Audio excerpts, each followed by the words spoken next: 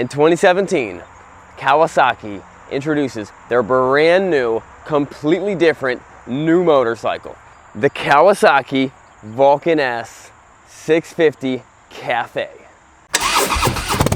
So I have the brand new, completely different Kawasaki Vulcan 650S Cafe bike versus the other Kawasaki Vulcan S 650. Completely different bikes.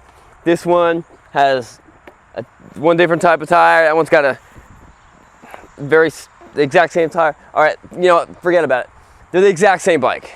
There's one difference. Let me show you to you right now. The bullet fairing. That's it, and it's only a couple $100 difference. It's the same bike, so if you're wondering like, oh, do I get the Cafe? Do I get the Cafe? If you want that bullet fairing, get the Cafe. The other difference is the paint scheme. This is kind of like a Cafe paint scheme. It's got like the stripe in the back. It's got these little things to kind of look like, you know, it's like tank grabby pads, like on a Bonneville or something. That's it. Let's get this bike out of the way. Yo, why is there always a leaf stuck in these things?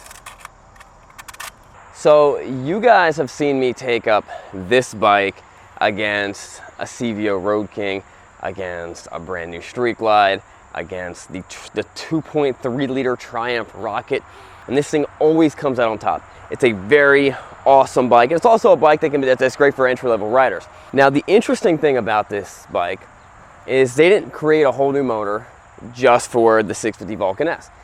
They were a little smarter in that, and that's where they were able to keep the price under less than, you know, around like $8,000 for a brand new one. What they did was they pulled the motor out of the Kawasaki Ninja 650, which is also the same motor that's in this guy, the Kawasaki Versus 650. Also a great bike. The biggest differences is this kind of sits up tall, and this could be an adventure bike, sport bike, and the way they gear it, this has more horsepower, less torque. The Vulcan 650S has more torque and a little bit less horsepower. So I've told you guys before about the ergo fit, how the handlebars and the pegs and the seat all have different positions that can seat a lot of different size riders, from, you know, short guys to tall guys, how it's a perfect bike for entry-level riders and for a lot of other experienced riders. And I've taken this bike up against tons of other really, really fast cruiser bikes. But now I'm gonna take this bike up against the fiercest component it's ever came up against.